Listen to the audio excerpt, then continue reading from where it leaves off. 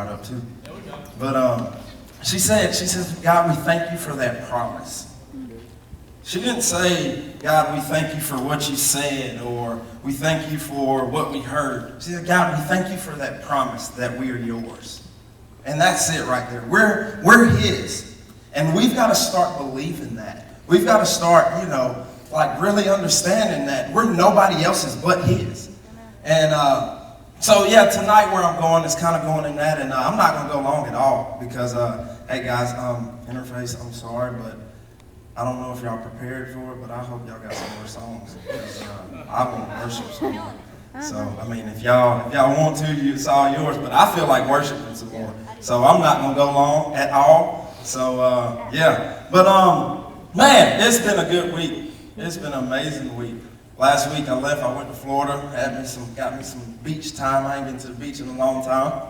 And so I finally got away and I got to see my brother that I hadn't seen in months. He just moved out there, missing my brother.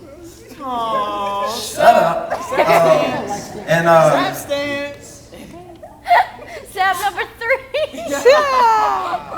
Okay, you got it. Anyways, so like I said, I got away and got to spend some good time with family. And Pastor Justin, he's gone. He's on vacation. Him, his wife, and his 2 baby girls, they're on vacation, and they're in Florida also. That joker he'd been going deep sea fishing for like the past 2 days. Today he had like 190-pound fish, and then he broke the line, he lost it. Story of Pastor Justin's life, right? He's always got stories like that. Anyways, this is my boy, I love him. Can't wait to get back. So that means this Sunday, he'll be back Saturday night. This Sunday, he's bringing the word in Big Church. So please, everybody show up. Because y'all know when Pastor Justin go over there and preach, he bring the heat. Y'all know he blow that place up. So this Sunday's going to be good. Which explains, yeah, cool. Also, real quick, I don't want to single them out, but man, they have been doing an incredible job. And I get teary-eyed every time I talk about them, but I ain't gonna do it because they always talk about I'm so sap and I cry all the time and all that. But I need for all my interns to stand up. Backstage interns, stand up. Y'all give it up for these people right here, man. Y'all give it up. Let me tell y'all about these right here. They take like basically 3 or 4 days out of their summer to be here at this church to serve. They come Monday mornings at 9 o'clock. I get here late, Brother Steve. I get here late. They're here all the time, and they're ready to go. They're here. Y'all can sit down. Y'all can sit down. They're here Mondays. They're here Thursdays. They're here Wednesdays at 5:30. They're here Sundays at 9:30. They're like the first ones in and the last ones out. So, and honestly, when I went to Pastor Justin and told him about this internship, that it was on my heart. I had a vision for it, but I didn't think that God was going to do what he did. We've had some real moments, and I've seen some people take a dramatic change, like turnaround. They came in, saying, oh, yeah, we get to just hang out at the church. Yeah, whatever. And they ended up stepping up to the plate. So, I've seen some go from being just an average person to being somebody who God's called them to be. And then I've seen some really step up. They were there already. They were doing this thing, but then they decided, hey, I'm going to step up. And I'm super proud of them. We got 2 weeks left. It's crazy that it's going by that fast. But what I want to do, I want to invite y'all. There's going to be more information on that, but I want to invite y'all out to their graduation. We're going to have a big graduation for them. So they need all the support they can get because they stepped up. And this is our first year doing it. So next summer we'll be back at it. Hopefully more get into it, and I'm telling you, it's that good. I'm pretty sure the ones that are graduating this year are gonna come back next year because it's just that good. I'll probably get on their nerves a lot, tell them to do different things, but hey, Calling me black.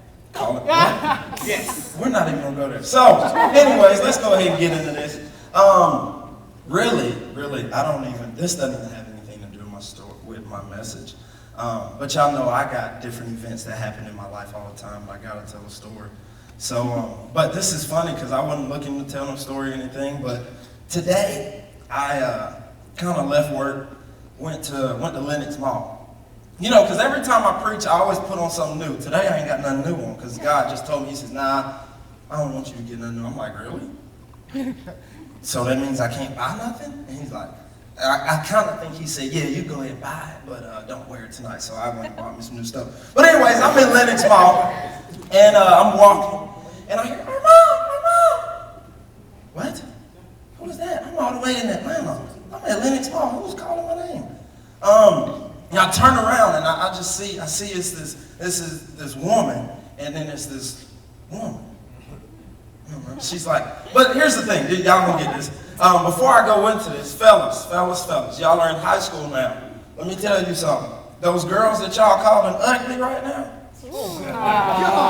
y'all better stop. Y'all better stop, because you're messing your chance up right now. I'm telling you. Like, cause boy, give it 2-3 years out of high school. Man. Anyways, so I'm walking and I hear my name called and I turn around, I'm like, who is that? I'm like, Lauren? No, that's not Lauren. Like, I met this girl Lauren in like 9th grade. And let me tell you, she's light skinned and all, and she used to wear Skechers. I'm not knocking anybody who wears Skechers, but you know, like, it was the Skechers that had the wheels in them and Heelys, yeah, there we go.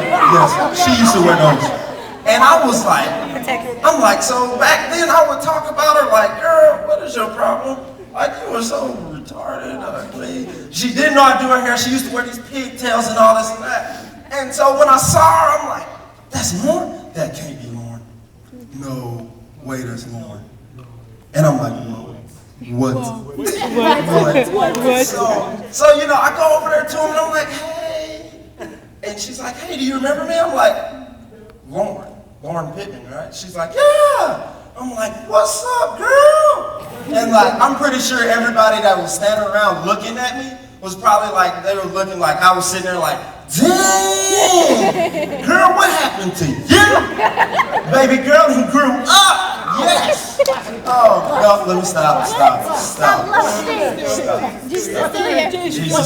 Jesus.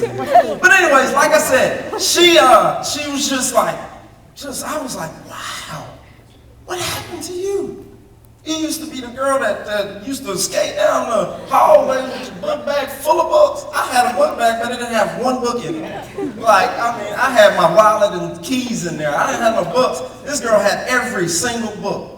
So she ended up, you know, she come out and she telling me what she's doing and all that. And I'm like, what?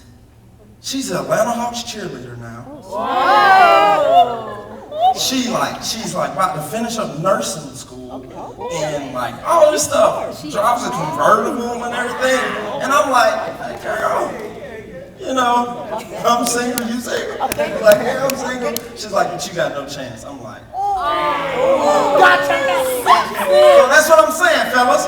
Don't talk about those girls now. Because I'm telling you, when they get up there, you're going to look at the ones that you just think so pretty right now. And they're going to be like, oh, I'm sorry. That's so mean. Stop it. But anyways, let's go ahead and jump into this thing, man. Let's get into it. Just fellas, watch what you say about the girls nowadays, all right? Because in 3-4 years, you never know. Ladies, watch what y'all say too.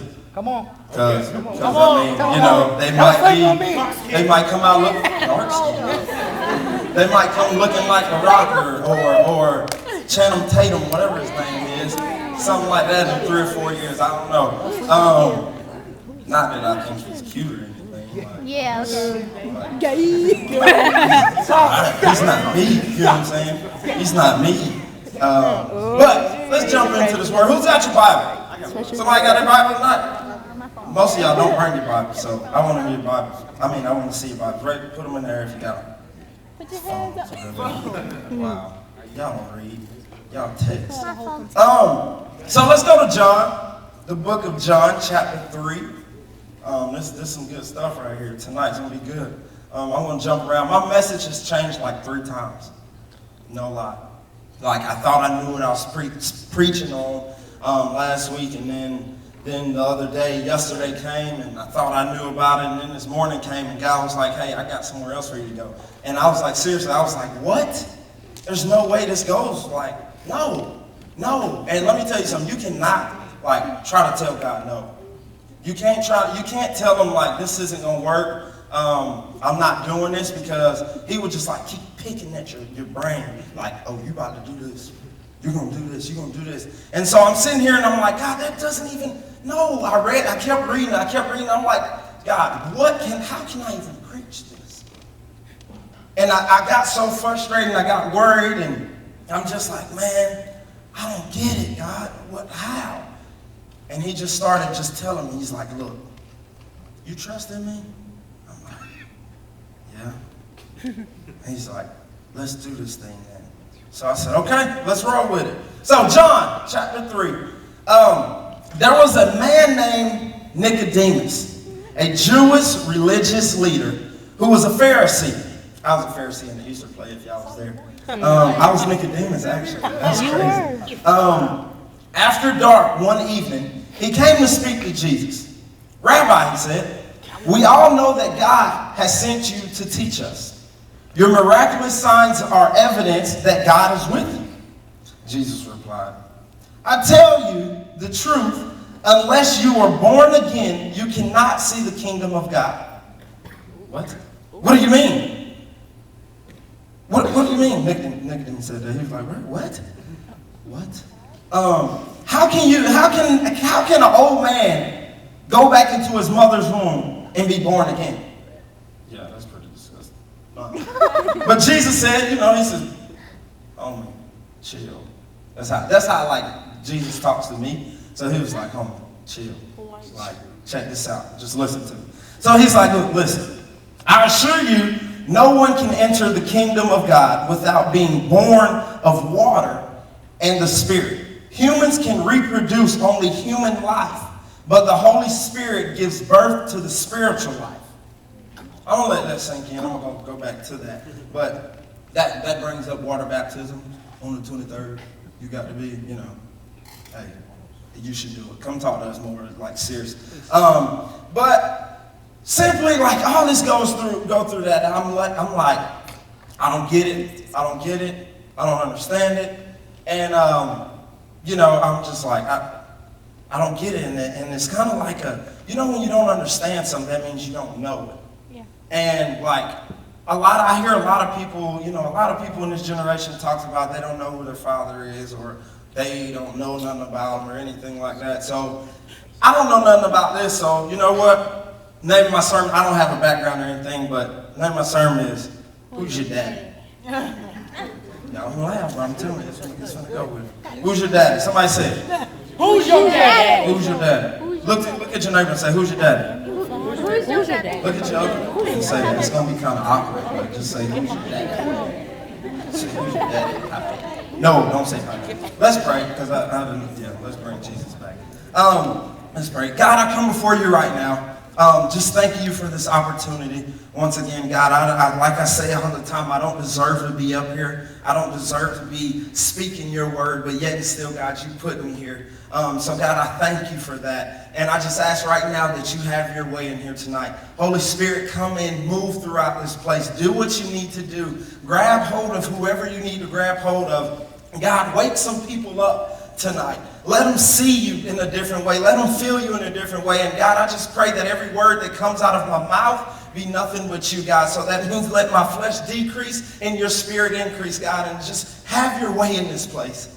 And let us be open, God. Let us not shut your word out right now. God, let us be open to hear what you have to say, to see what you have to do. Because, God, I believe you're going to do something amazing tonight.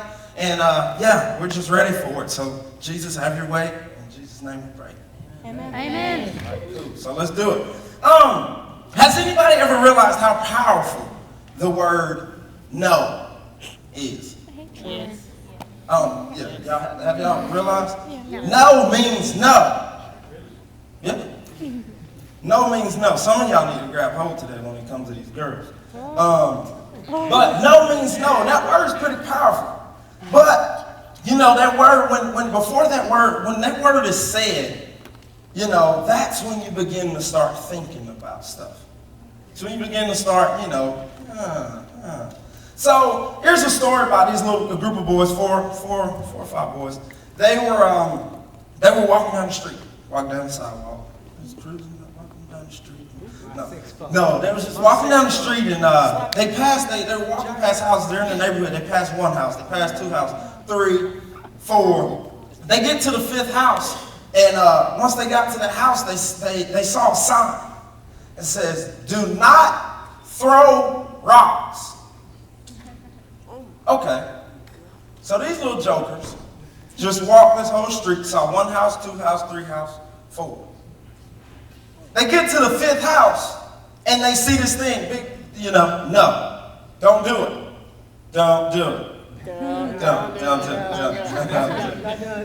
it. So they see this, and they're like, whoa. They start to dream then. They start dreaming, thinking about, oh, should I be doing this? This is, uh-oh. And next thing you know, they think they're the pitcher for the Braves, and they're like, pah, pah, pah. They're like tearing this house up, throwing the rocks at the house and everything like that. But here's the thing, they passed 4 houses. How did they not think about throwing rocks when they passed those 4 houses? Just because they saw that simple thing that gave them the go do it. Go do it. It's like when somebody tells you no, that's when you think it's best to do it. No, don't go smoke that. I know they said don't do it, but man, oh my gosh. Before they said no, you wasn't even thinking about it.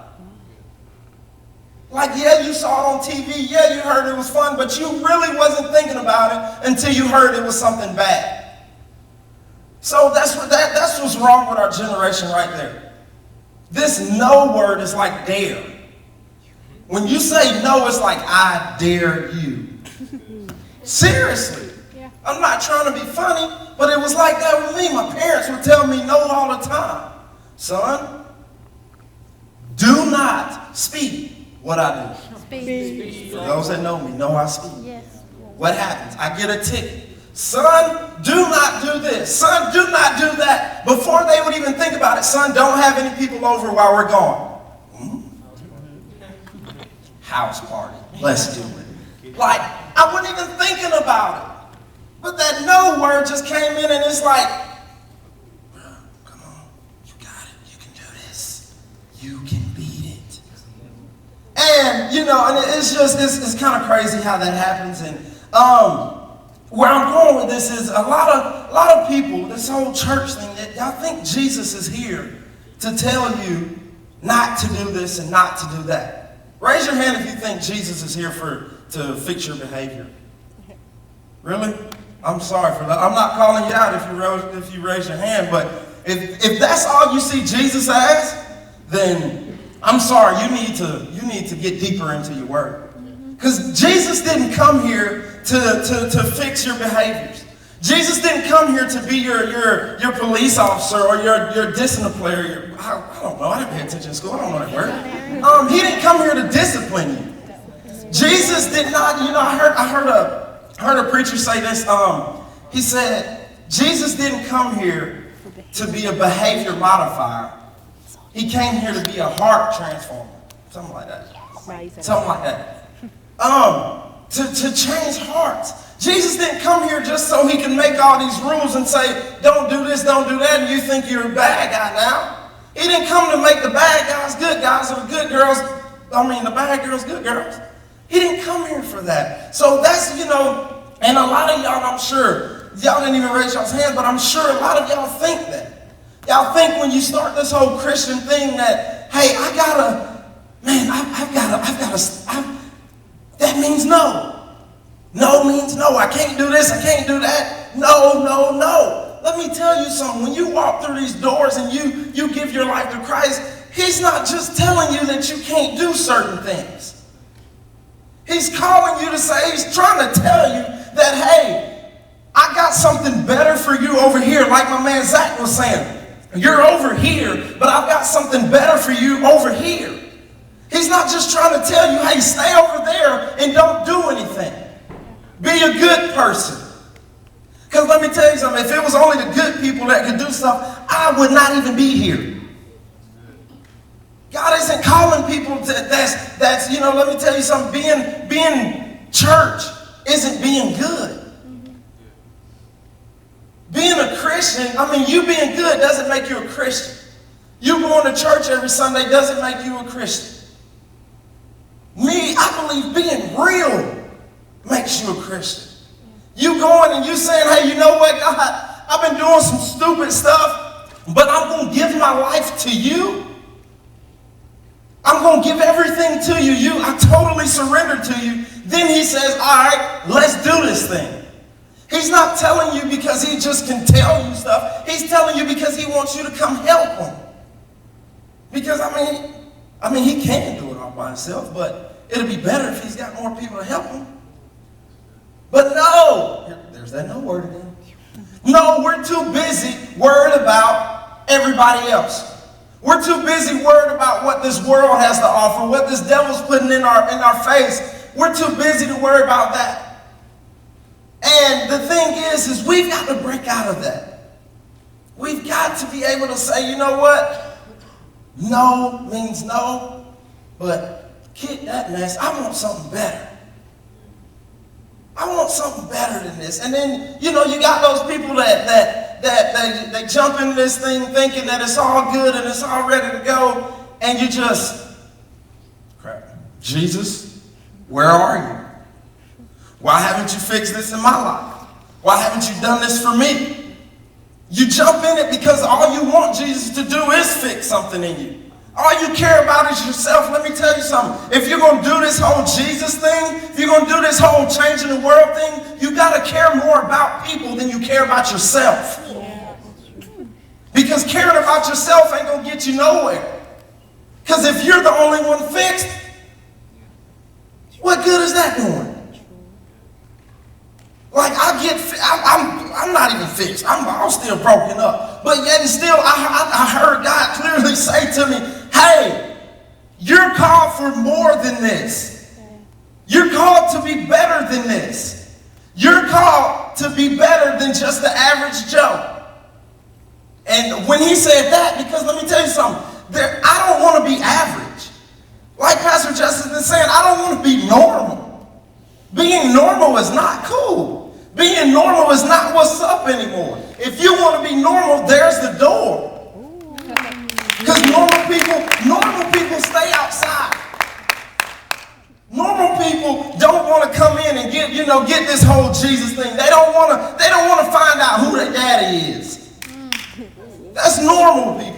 And like I said, if you want to be normal, there it is. I'm not trying to be mean or nothing, but I want some people that's ready to do this thing, man. I'm ready for people to stop playing games. This ain't Xbox. I'm seriously not trying to be funny. I'm being so serious right now. Like, if you think this is a game, if you feel that your life is a game, somebody needs to hit the reset button. It's time for you to start over. So what, you ain't got this or that saved? Start over. Not pause, do something and come back to it. No, start over. And that's what this whole thing of being born again means. It doesn't mean, hey, I'm just going to fix what I need to fix, but kind of keep doing what I need to do. No, it means drop everything you got, unplug, press the power button, do it all, unwrap it, take it apart. But like I said in one message before, you take it apart and you let God put it back together. You don't try to even mess with it. You don't, and this whole, if you feel that your life is a game system, whatever, you don't try to put that thing back together. Let God do it, because as soon as you let God do it, he's going to take something that people think is worthless, trash, stupid, ugly, whatever they think it is. He's going to take it and he's going to put it back together, each piece, and make it what? A masterpiece. Something that will be displayed and stand up in front of everybody, and everybody's going to be like, dang. Whoa, what happened to you? Boring. Oh, no, for real, like, that's the thing, like, people don't, like, I haven't changed some of my friends' lives by going to them and saying, hey, bro, you need to read this scripture right here. Jesus is everything. No, I'm sorry, but that didn't work for me. It might work for some people, but it didn't work for me. If I would have tried that with my friends, they would have said, get out my face. Bro, I'm not playing. Get out my face. Leave me alone. You're Jesus freak. Like, something's wrong with you. And they looked at me like, bro, what happened to you? You know, and some of them still look at me like that, but a lot of them look at me like, whoa, bro, that's not Armand, man. That's not him. No, that's not him. And here's the thing, like when you let God put yourself back to, when you let God put you back together and he displays you, he starts to use you in different ways and make people look at you. They're looking at you and they're like, whoa, I want that. It's something about that. And here's the whole Nicodemus thing. Let me get back into this. I gotta go. What time is it? Gotta go. It's 8:25, man. You gotta, like this whole Nicodemus thing. Nicodemus was a good guy. For those that don't know, you gotta really look into it. Nicodemus was a good guy. He had everything together. He was churchy. He was one of those ones that, he didn't wear crazy stuff. He didn't cuss. He didn't overly drink. He didn't smoke. Because that's just bad. Smoking, you're just so bad if you smoke. He didn't do any of that stuff. You know what I'm saying? He was so good. He went to church every Sunday. He served on the deacon board.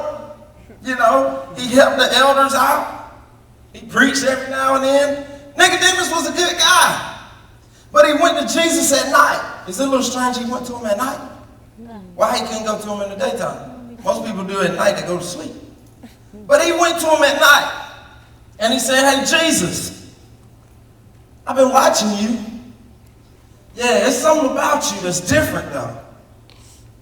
But I want to know how you got that. Because I've been doing everything right. I've been doing everything that I'm supposed to do. And I ain't got that. I haven't been cussing at nobody. I haven't been having sex out of wedlock. Hey, Jesus, I've been good. So why don't I have the things that you got? And that goes back into it. You ain't got to be doing, like, it don't matter about your behavior. Like, Jesus don't take the most messed up person ever and make them have everything that the churchy person doesn't. Why? Because he's real. The churchy people, they come in and they're hiding. They're hiding certain things. Let me tell you something, a man that can come stand up here and say, hey, I still got problems, I still struggle, I don't have it all together, that's a real person. That's somebody who God is using. Yeah. There's somebody that say, I don't have any struggles. I'm perfect. I can totally make this thing, I can flip this place around because I've been doing everything right. No, because you're hiding something. How many of those super churchy people, like, they just churchy, man. Like, and when you super churchy like that, you hiding something. And how many of y'all ever tried to sneak him back into the house late at night? Be honest, I done it. When you sneak back in the house, it's like everything's louder. Am I lying? Yes. It's like you open the door and it's screeching super loud.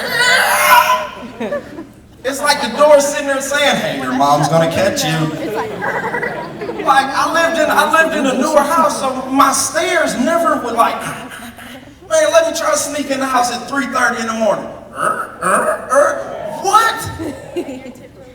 Like, why has everything gotta be so loud? Like, and that's the thing with churchy people. They think they're all churchy. They think they've got it all together. But yet still, like, real people can see what's going on. Yeah. What they say, real recognize real. So that means real can recognize fake. Yeah. So churchy people come in, and it's like everything they do is super loud. Yep, look at me, I'm worshiping. Hey. I'm worshiping. Oh, look at me. I'm paying my tithes. Here's my money. Where's yours? Where's yours? You got your money? You better get some. Jesus isn't going to bless you if you don't have any money. But, you know, and it's just like they do everything extra loud. Like, I read my Bible. I know 5 scriptures. I know 80 of them. Oh my God. I know. Watch out now. I know 80 scriptures. I'm super churchy. Like, I have it all together. God's using me. How's he using you? Where's he using you? Because I ain't seen you connecting with no kids. I ain't seen you pouring into somebody's life because you're too busy worrying, trying to show the image of, hey, I'm better than you. Let me tell you something. When you do this Christian, this Jesus thing for real, you realize you're not better than anybody. You realize you're at this whole like leveled slate. I don't care that Pastor Justin hadn't been through some of the same things that I've been through. Me and him are still on the level slate. Because sin is sin. Sin is going to come in each and every one of our lives. If you go to the book of Genesis, the first 3 chapters, what's happening? First chapter, God's creating stuff. Second chapter, God creating stuff. Third chapter, what happens? Sin comes in. Or we couldn't even make it 3 chapters without needing God. No, seriously, like we're all at an even place. So when you think you're better than somebody, just because you got this part of your life together don't mean you got that part together. Like, I'll be honest with you. Man, y'all sit here and ask me a question. Hey, what does this mean in the Bible? My interns will tell you. I sit there and I'm like, I don't know, but let's go find out. Word of God, yes. You know, and it's different things like that. Like, I'm not going to play. I'm not going to sit here and tell my interns, they say, hey, what does this mean? It means Jesus loves you. Jesus loves you. Like, that's all you need to put. Like, no, I'm not going to do that because, like, I'm for real at this thing and there's a whole lot more that I need to learn. There's a whole lot more that I need to know about. So that means, you know what I'm saying, that I'm not comfortable. I'm not comfortable with where I'm at.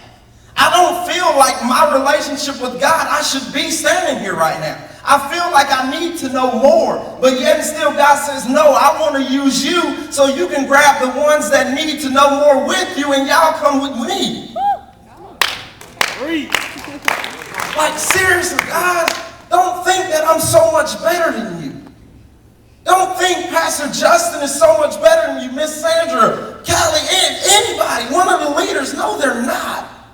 Let me tell you something. Some of us leaders are just as screwed up as you. Yeah. Maybe even worse. Just saying. Hey, you told me to be real. I'm going to keep it 100. Ain't that what you said? Keep it 100. 100. Not 100. 100. You know, and I don't even know where I'm at, man. I don't even care anymore. It's whatever.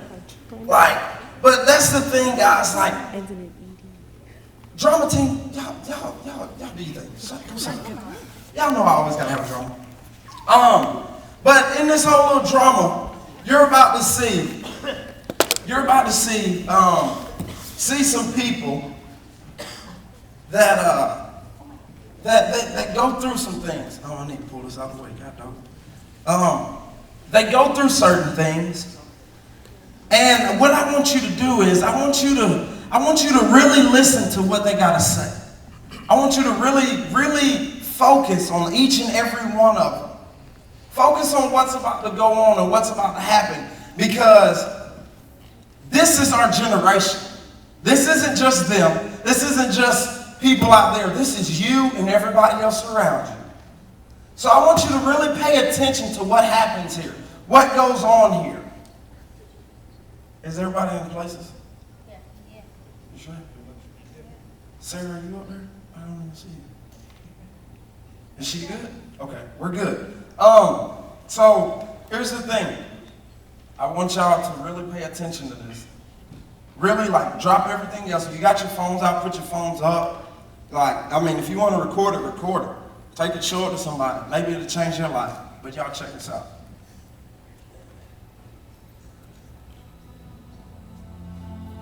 I can't be a leader. I can't be anointed. I can't do what this world wants me to do. I'm defined by the world. I can't change the world.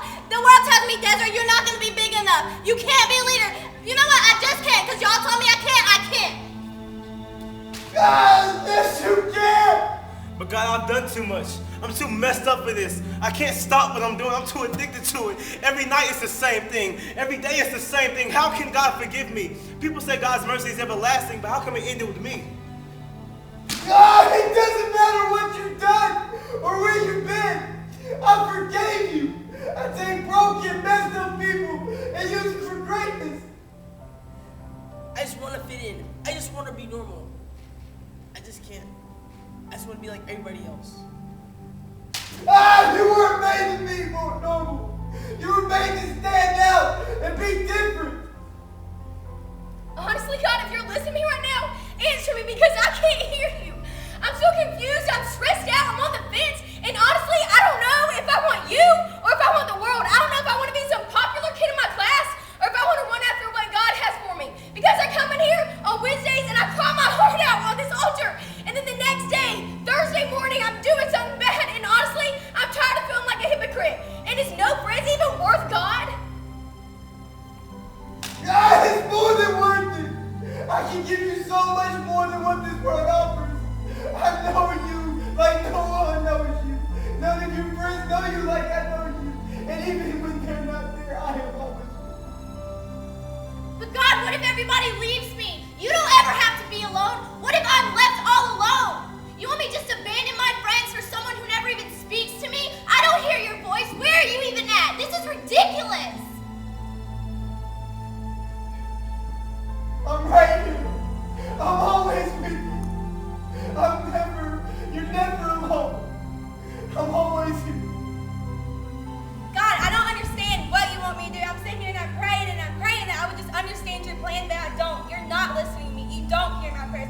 And I'm tired of just acting like I know what I'm doing because I don't. I hear every prayer you pray. You're the one not listening to me. God, you don't understand. I'm not strong. I'm worthless. I can't do this on my own. You were never alone. And you are strong enough because I am with you and I live inside of you. And you can do all things with me. Jesus this, Jesus that, Jesus saved my family? Really? That's what you're going to tell me right now? I come in here, I see the lights, I see the smoke, I hear the loud music, but I don't believe in you. I go home and I read, I study, I pray, I do what's supposed to be right, but you're not there. I really don't believe in you right now. Exactly what I'm talking about. Where are you now, Jesus? I didn't know. You say you're real. People say you're just trying to encourage you. I don't believe it. You say you're real. People always yell at you.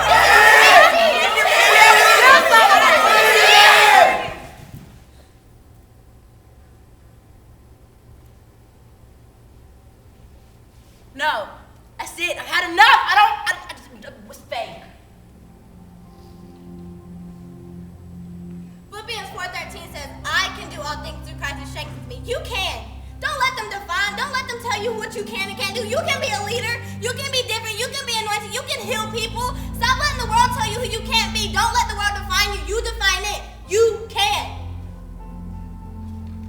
1 John 1:9 says, if we confess our sins, God is faithful and just to forgive our sins and cleanse us from all unrighteousness. You may think your sin is great, but your God is greater. You know, you can't let your mistake mess up your calling. The calling that God has for you is greater than your mistake. Any mistake that you ever made, the reason because Jesus sacrificed and covered it all. So believe that you're forgiven and walk in your grace. 1 Peter chapter 2 verse 9 says, you are a chosen generation, a royal priesthood, a holy nation, people who belong to God. If he can take you out of darkness into his marvelous light, what can't he do?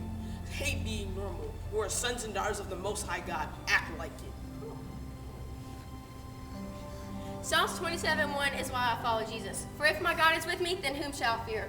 Honestly, if my school turns on me, if my family doesn't understand me, and if I'm standing here by myself, then I'll still follow after you. Deuteronomy 31:6. Be strong and be courageous. Don't be terrified or afraid because of other people. For the Lord your God is with you always, and he will never leave nor forsake you. So it doesn't matter if you were up here and you didn't feel any holiness while we were worshiping. Because you don't always have to feel it. Like Armand and Pastor Justin say all the time, you can't go on what you're feeling right now. Because God is testing you to see if you will still love him no matter what you're going through and no matter what trials are just beating you down. All you gotta do is have a little faith. Jeremiah 29:11. God has plans to prosper us, not harm us, for hope in the future. You cannot go by this world's plan. You have to trust God's plan and know that it's greater than anything this world could ever offer you. And he's not ignoring you. He hears your prayers. You just have to trust his timing and know that it's not going to happen on our timing. Stop being impatient. Just trust God. Psalms 46:5. For God is within her, she cannot fail. Honestly, it doesn't matter if you're a girl or if you're a guy. God is in you, and he is strong, so you are strong. Just follow him, and he will never leave you.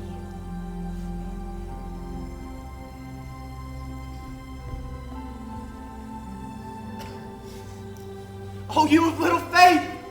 Why do you doubt me? If I feed the birds of the air and the fish of the sea, why do you think I won't do nothing for you? I've given you everything I am. I died for you. I am always here for you. All you have to do is reach out and grab me. I can turn you down to cheer and joy. Just come to me.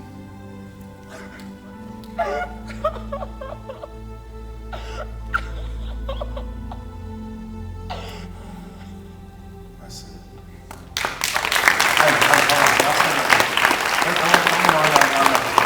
Everybody else in the front.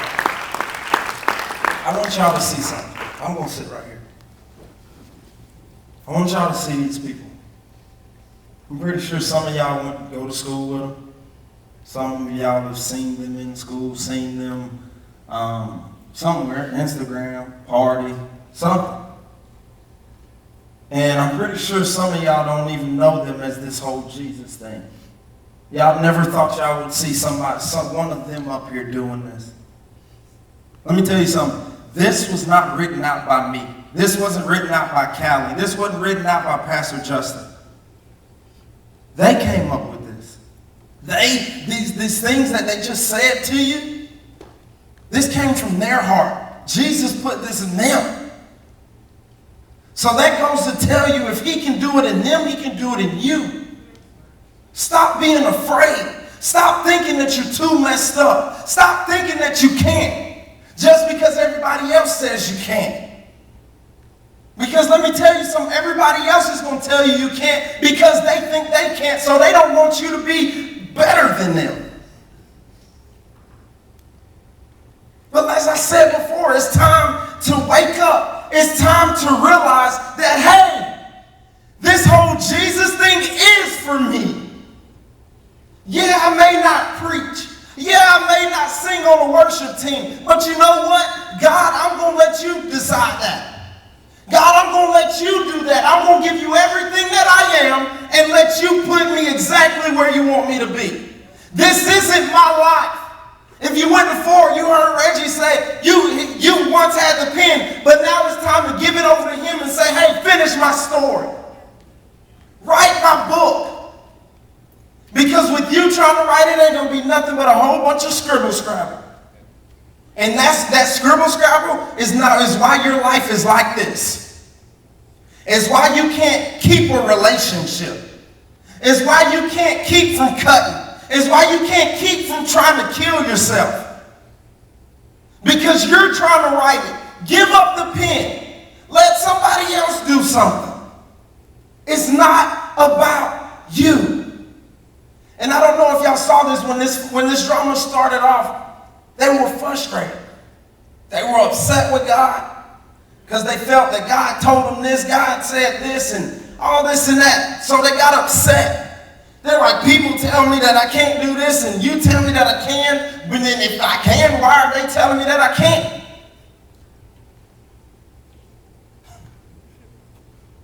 You ever heard of doubters?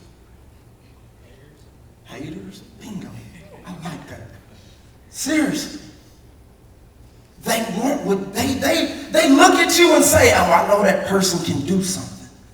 I know that person can be something. I know that they can be quote unquote better than me. But you know what? I'm going to tell them they can't so they believe that they can't because I'm so popular. Ain't no telling how many times each and every one of them up here got told that they can't.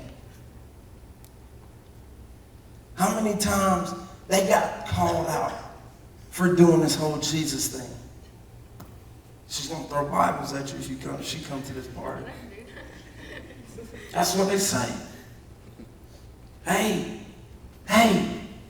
if you don't have sex, you're not going to be cool. Hey, if you don't smoke this, you're not going to be cool. Hey, if you don't cuss, you're not going to be cool. What?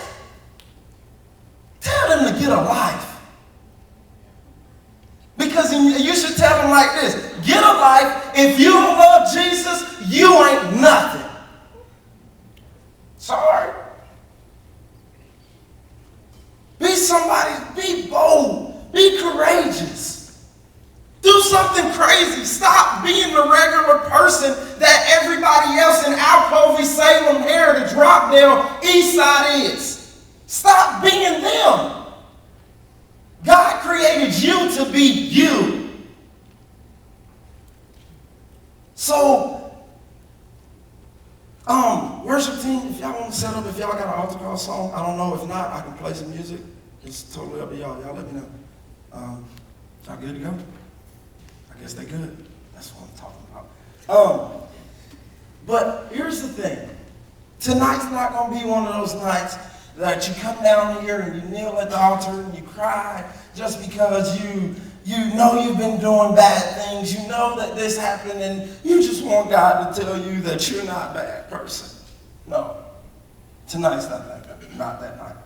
Tonight is the night that God's calling you. You know how when your phone starts to ring, everything else around you stops? And all you do is focus on your phone? God's calling your phone right now. He's calling you, Naya. He's calling you, Stormy. He's calling you, Mason. Everybody here, he's calling you. Are you going to answer? Are you going to wake up and realize that this whole worldly thing ain't for you anymore? MTV does not have your back. BET ain't going to have your back when your parent is getting ready to get a divorce. Alcohol and weed ain't going to have your back when you just feel so insecure. When you feel like you're the ugliest person on the world, alcohol and weed ain't going to fix you. This is going to make you feel like this for a minute, and next thing you know is back to normal. But let me tell you something. Something's calling you right now that will have your back at any time. Somebody is calling you saying, hey, I got you. Trust in me. I have everything you need. You will not have to have a desire for this world ever again. So what? You're 16 years old. I wish when I was 16 I could be bold like that. Oh, I'm 16, I'm 14, I'm too young for this Jesus stuff. Says who?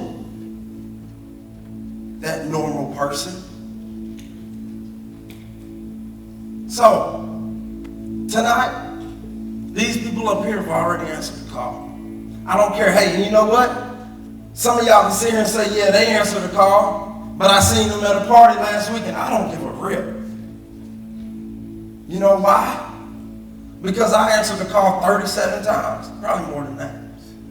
And I hung it up. I would answer it and I hang it up. Just because you answered it one time don't mean you can't mess up. Don't mean you can't fall short. I'm pretty sure every single one of them up here said, hey, I'm going to serve Jesus, but I'm going to serve Jesus, but I'm not going to mess up. I bet you every one of them said that, and then what? They messed up. It's life. You're gonna mess up. I don't care if you're 50 years old. Just because your age doesn't stop the devil from attacking you. But if you